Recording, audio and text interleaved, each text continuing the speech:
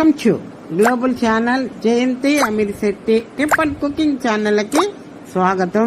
ఈ టిప్ ని సెలెక్ట్ చేయండి, షేర్ చేయండి, సబ్స్క్రైబర్ చేయండి. మొదట చూసేవాళ్ళు ఈ ఛానల్ ని సబ్స్క్రైబర్ చేసుకోండి. అమృత కాడ అండి ఈ ఆకు పేరు. మంచి ఔషధ మొక్క. ఆకు మొదటేమో ఆకు పప్పు వేసి కూర ఎలా చేయటం, తర్వాత దీన్ని అమృత కాడ వలన ఉపయోగాలు చెప్తున్నాను. స్కిప్ చేయకుండా చూడండి, మీకే మంచిది, చాలా మంచిదండి. మధ్యలో స్కిప్ చేయవాకండి. ఎన్నో టిప్స్ మీరు లేకుండా అయిపోద్ది, మీకు తెలియకుండా పోద్ది. ప్రకృతి ఒక వైద్యశాల. కొన్ని రకాల మొక్కలు, పువ్వులు, కాయలు, పండ్లు పేరు ఇలా ప్రతి దానిలో ఏదో ఒక ఔషధాలు ఉంటాయి. కొన్ని రకాల మొక్కలను మనం చూస్తూ ఉంటాం, కానీ వాటిని కలుపు మొక్కలని, ఎప్పుడు పనికిరాని పిచ్చి మొక్కలని భావించి పట్టించుకోము.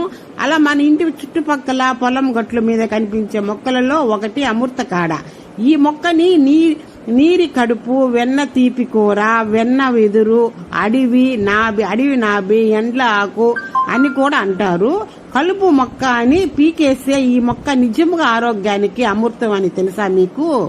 గ్రామాలలో, పచ్చిక బయలుల్లో, బీడు భూముల్లో, అడవి ప్రాంతాలలో ఎక్కువగా కనిపించే అమృత కాడ మొక్కను చాలా మంది చూసి ఉంటారు. అయితే ఈ మొక్కను కలుపు అంటూ పీకేస్తారు. అయితే అమృత కాడ మొక్కలు అనేక ఔషధ గుణాలున్నాయి.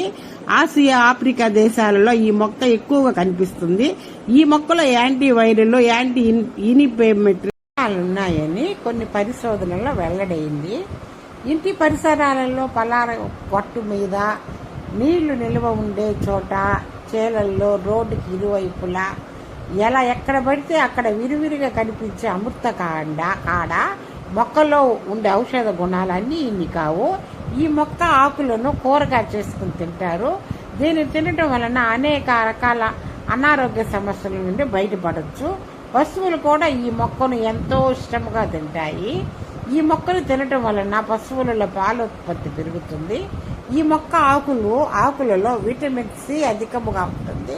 తలనొప్పిని, కుష్టును, కామిళ్లను, మలబద్ధకాన్ని, మూర్ఛను, జ్వరాన్ని తగ్గించడంలో ఈ అమృత కాడ మొక్క ఎంతగానో ఉపయోగపడుతుంది. గాయాలకు, పుండ్లను, చర్మ వ్యాధులను, ముఖంపై ముట్టుములను నయం చేయడంలో మంచి ఔషధముగా పనిచేస్తుంది. ఈ మొక్క ఆకులను మెత్తగా నూరి చర్మంపై గాయాలు రాయటం వలన చర్మ సంబంధమైన సమస్యలు తగ్గుతాయి. చర్మాన్ని ఆరోగ్యంగా ఉండటంలో సహాయపడుతుంది. స్త్రీలలో వచ్చే సంతానలేమి సమస్యలను నయం చేయటంలో కూడా అమృత కాడ మొక్క దోహదపడుతుంది. ఈ మొక్క ఆకులను, కాండాన్ని దంచి వాటితో కషాయాన్ని చేసుకుని తాగటం వల్ల స్త్రీలలో వచ్చే నెలసరి సమస్యలు తగ్గుతాయని ఆయుర్వేద చెప్తుంది. అమృత కాడ ఆకులు జ్వరానికి దివ్య ఔషధముగా పనిచేస్తాయి. మలేరియా జ్వరంతో బాధపడుతున్న వారు చల్లని నీటితో ఈ ఆకులు వేసి ఆ నీటిని వడగట్టుకొని తాగడం ద్వారా జ్వరం తగ్గుతుంది. ఈ మొక్క ఆకులు నీటితో 1/2 టీ స్పూన్ జీలకర్రను, మిరియాలను వేసి మరిగించి వడగట్టుకొని ఈ నీటిని రోజుకు ఒకసారి తాగినా జ్వరం తగ్గుతుంది.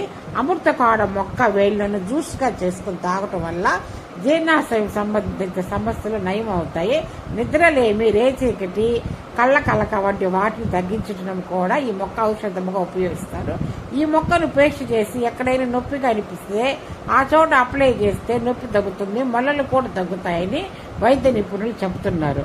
కాలేయ సంబంధిత సమస్యల నుండి ఉపశమనం చేస్తుంది. గొంతు నొప్పి, కుష్ఠవ్యాధిని నయం చేయడంతో పాటు నాడీ వ్యవస్థ రుగ్మతను తగ్గించడంలో అమృత కాండ మొక్క సహాయపడుతుంది.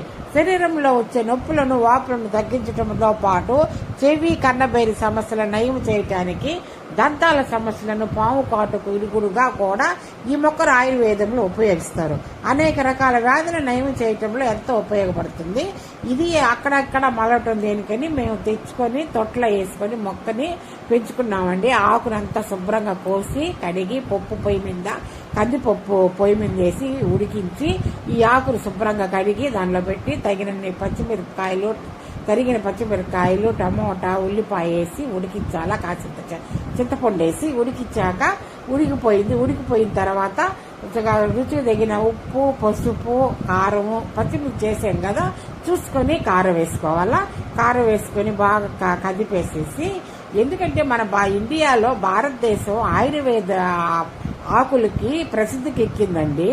ఎందుకంటే రాముడు లక్ష్మణ స్వామి రావణాసురుడు యుద్ధం చేసినప్పుడు మూర్చపడిపోయాడు కదా.